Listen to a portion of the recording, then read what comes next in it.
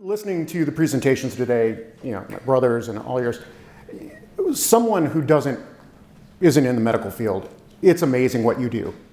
Thank you, congratulations. I'm jealous. When you're successful, everyone loves you. When I'm successful, someone's gonna hate me. So I understand that, it's okay. Josh will learn it, but it's necessary. And particularly what I do is employment law. We're gonna talk about specifically non-compete clauses in the healthcare field, because they're a little different compared to every other profession for the most part. And I always, it's kind of funny, I like to think of these things as employment prenups. You're starting a relationship with someone, planning for its end, and which is odd in thinking it's counterintuitive. You should be excited and not plan for the end, but it is necessary. So you know a little bit. I do know a little bit about this area. I've been doing it for 25 years. I've had cases in probably 35 states, multiple federal districts to appellate districts. So I've had, I don't know, maybe 400 cases involving employment non-competes, and I've seen a lot. And what we're gonna cover, and again, I will hit the highlights. Generally what a non-compete is, if you have one, you know what it is. They're, for the most part, pretty similar. They are, in practice though, very different from what you might think they are. We're gonna hit on that, just generally what they are, how courts look at them. So if you do get in trouble with one, what will happen? We're gonna look at state regulations, and finally, we're gonna try and look at a little bit of what's happening on a national level. So restrictive covenants, that's generally what we call these, right? A restrictive covenant is any contract provision that limits what a person can do. Also included in that are things like NDAs, confidentiality agreements, non-solicitation agreements. Those are geared more toward protecting the employer. So I know we have a mix here. We have some owners, business owners. We have some just employees. So some people are trying to enforce these non-competes, some people are trying to get out of them. I understand that. I'll try and keep it down the middle of the road.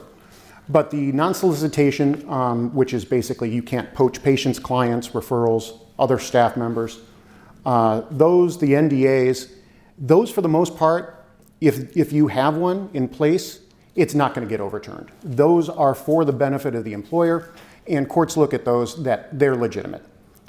The non-compete's different. It is a restrictive covenant, but it's not looking at the business interest. It's looking at limiting what the employee can do. And because of that, courts will take a look at these, and they will analyze them and go over them and figure out what's reasonable and what's not reasonable. And they will more than likely just toss the whole thing out if there's any part of it that's unreasonable. So, in healthcare specifically, the reason why this is different is in a normal case, if you're talking about an accountant or even a lawyer, the court's going to look at the business perspective. What is the legitimate business reason that these are in place? They're going to then analyze that against what the restriction is on the employee to see if it's fair. In healthcare, there's a third consideration. They are really looking at what the impact is to public health. So if you are in a general practice field and what you offer is generally available, then a court is going to look at that and decide, well, we're going to treat you like any other employee. But if you're in a specialty and you offer a surgery or some type of practice that is not readily available, courts will look at that and decide there is a substantial harm to the public. And they'll take that into consideration to determine if it's reasonable or not. So, as I mentioned, these are state specific. And each state has their own laws. If you look at New Mexico, it will not enforce non-competes for medical providers. California has a complete ban on non-competes for everyone, except if you own a business. So if you have a non-compete in place for yourself as part of your purchase of a business, they will enforce that. Florida, they just uphold non-competes for everyone. They love them. So each state is very different. And you can see that in this map, this is from the Paycor website, which is a payroll processing company. You can see there's different regions. The gray states, California and Oklahoma, they're odd, right? California is very employee friendly. They don't like any restrictions on employees. So they will toss out any non-compete. Oklahoma's the same way, and oddly enough, they have the same philosophical bent as California. This is going back to the 1800s, where they were very employee friendly. And they even borrowed part of their state constitution from California. So you have this outlier in Oklahoma and California that ban them completely. I think the northern states are, the Dakotas, Montana, Wyoming, they're just less sparsely, they're more sparsely populated, so they don't have a real concern with competition. But there are bans in place there. And then Florida goes the exact opposite way, and they enforce everything. But in the middle, you see all these states that have some type of restriction. And they're in place, and it's odd what they restrict, right? So we can look at this and you see, Alabama restricts non-competes for professionals like physicians. Each state is a little different. And I saw this and it was kind of funny. Is that Vermont has restrictions on non-competes for barbers and cosmetologists, but not physicians. So, either they take their hair much more seriously than their health care, or they just have better lobbyists. Louisiana restricts them for car salesmen. Missouri restricts them for secretaries. But neither of those states have restrictions on healthcare professionals. So if you're in one of those states, you are treated like everyone else. Now, once we actually get into how a court looks at these, it's almost always, classically in a case where someone left a practice, was terminated, they started their own practice within a certain area, or they were hired by another, their former employer sued them to try and stop them from essentially competing. And the court will look at reasonableness. The two biggest factors are how long the non-compete is in place and how far it extends, right? So if you have one, you know that those provisions are in there. What the court will do is they'll look at the legitimate business interest that the employer had in putting it in. Now that can be marketing plans, patient lists, referral lists, financial information, anything that an employee has access to that if they took to someone else, they could use to hurt their former employer. And of course, employers want this in place. They don't want to pay and train an employee just to then turn around and have them compete. So that is the traditional analysis. But again, with healthcare, we have another added layer. I wanted to highlight one case from North Carolina, and it kind of shows you how we get there, right? This is the case of Atcor versus Dinkheller. And Atcor was a manufacturer. They produced pipe products, pipe fittings, pipes, gas, water, different types of things. Dinkheller, he was a director, and he managed nationwide the technical aspects, engineering, of certain fittings, like water fittings. So he left, and I'm going to refer to my notes here real quick, if you don't mind. He left, went to a competitor in North Carolina, and what they had in place for him was a non-compete that restricted him from anywhere from 3 years to 5 years, depending on a contingency. It also restricted him from working nationwide because it said anything that his work affected, influenced, had a presence in, he could not do that for a competitor. The court threw it out completely because the court looked at it and said, well, number one, he was only in one division of the company, but the non-compete applied to everything, right? He would have no information about a different division. So the scope of what they were trying to limit didn't meet the business interest that they were trying to protect. They also said the length was too long and the geography. A nationwide restriction on employment is automatically going to get shot down. So in that case, what North Carolina courts do, they have what's called the blue pencil rule. And I have no idea why it's named this, but it's just the blue pencil rule. It says if anything in the non-compete is unreasonable, they will toss out the entire thing. So they also look at the geography and the duration in conjunction with each other. So if you have a non-compete that, say, is half of the state, Eastern North Carolina, which is very large and most of the time would be problematic, if the duration's very short, let's say less than 6 months, the court might uphold that. Flip side's the same. If you have a very small geographic scope, maybe 15 miles, but it goes on for 4 years, the court may uphold that too because it balances the two. North Carolina, and we'll get into a little bit here, this highlights that blue pencil rule. You'll see in here the standard for North Carolina is about 50 miles. That's usually what's allowable. There's one case that said 350, but that's an outlier. You usually don't get that. North Carolina is one of the states as well that requires consideration.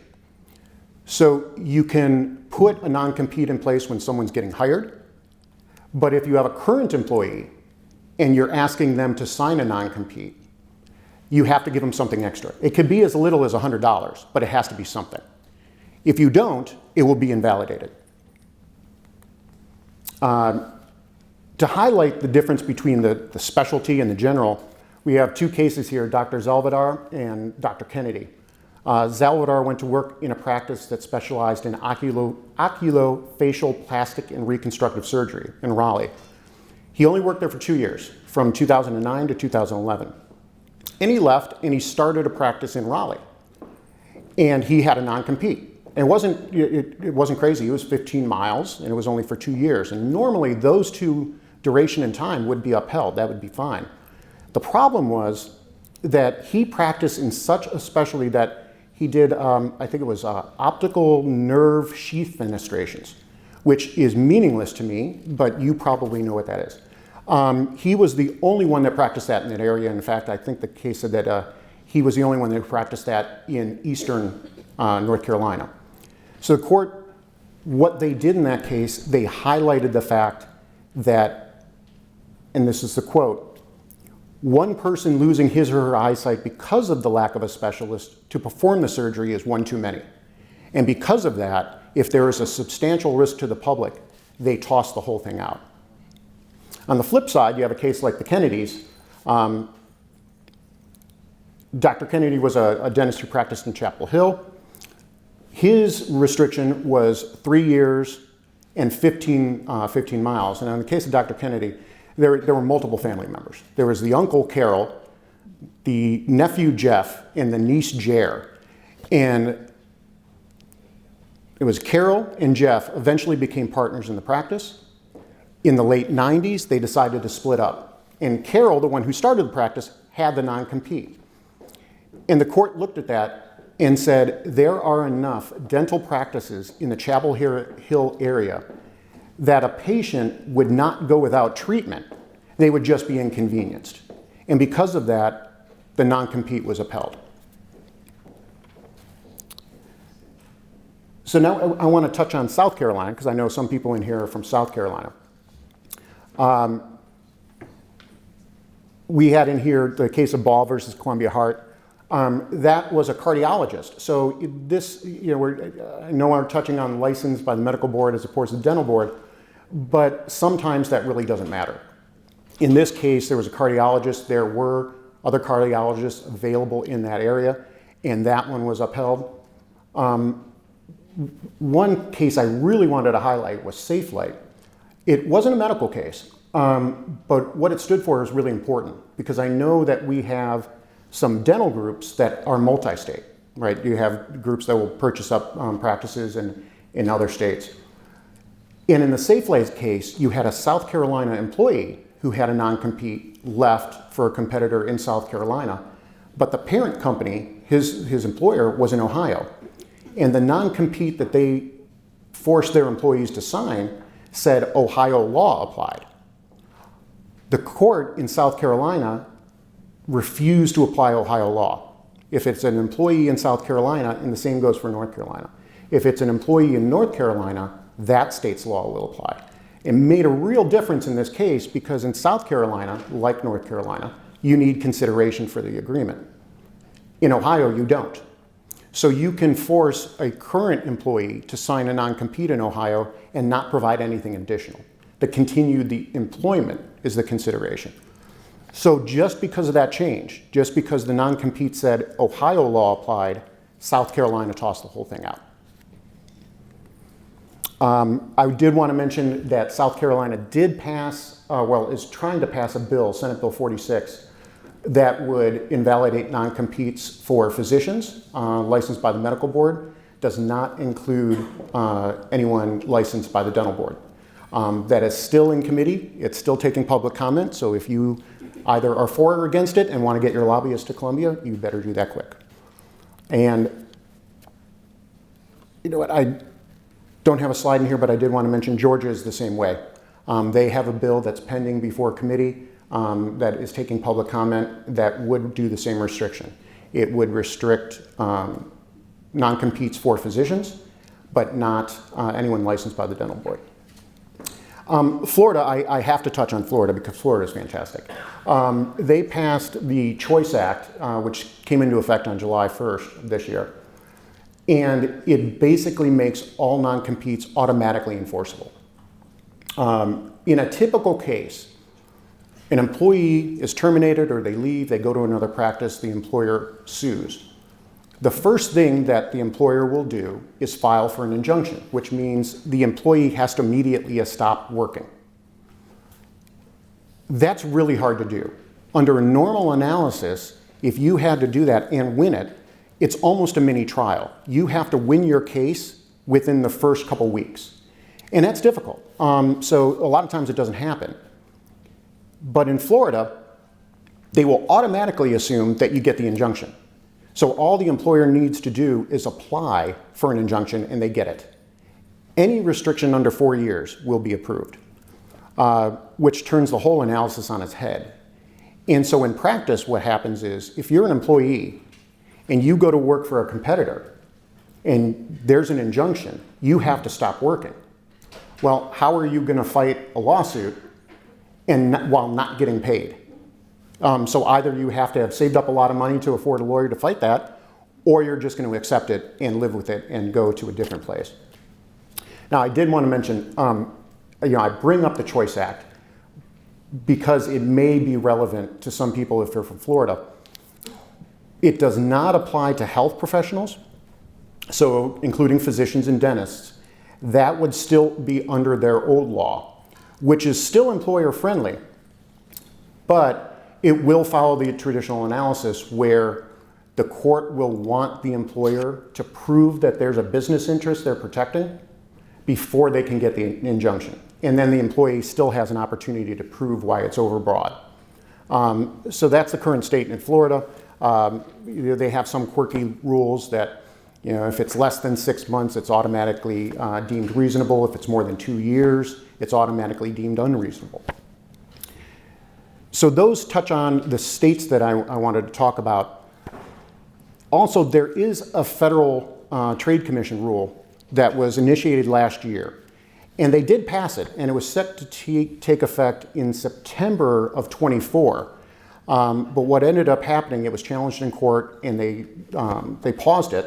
It never took effect, and then Trump took office, and his administration vacated the entire thing. So I bring this up, not that it's going to affect you right now, because there is no national ban on non-competes, but that is the way it's going. In some states like Florida, you do have the push to be more employer-friendly, but nationally speaking, the majority of people are trying to get these limited, and like in this case, banned completely, so that they are not enforceable at all. I think I did a pretty good job of kind of racing through this, but I did want to close with a few things. What you really want to do in these cases is take a look at your non-competes, whether they're the ones that you're trying to enforce against your staff and employees, or if you have one in your employment contract and you want to review it, what I strongly suggest you do is look at the facts. Because a lot of time what happens is, and I get this because I know I've drafted these, people will ask for a non-compete and they'll say, well, just give me what you have. And a lot of times it's just standard language. I mean, you look at that at-court case, and they couldn't have looked at the individual's position in that company. There was no way. That was just canned language. You can't use that. If you're going to have it in your employment contract or you're going to ask someone to sign it, what you really want to do is make it specific to that employee, because if it's ever challenged, if you ever have to try and enforce that, or if it's being enforced against you, you have to show why those restrictions are reasonable. So you have to show if your practice only draws patients from a 20-mile radius and you have a 75-mile geographic restriction, that's going to get shot down. And in North Carolina, if that gets shot down, the whole thing does. So North Carolina will not rewrite it so that it becomes reasonable. They'll just shoot it down completely, and then you're stuck and you don't have one at all. So really taper these, cater them to the individual employee, try to make it fit your practice and what you do. And specifically, if you have some type of situation where you're a specialist and provide services that are very specialized and very few providers do those, you really want to look at whether a non-compete is appropriate for that situation. Because if it comes down to it, court will probably look at that and toss it out anyway. Okay? I think that's everything. Thank you very much for your time.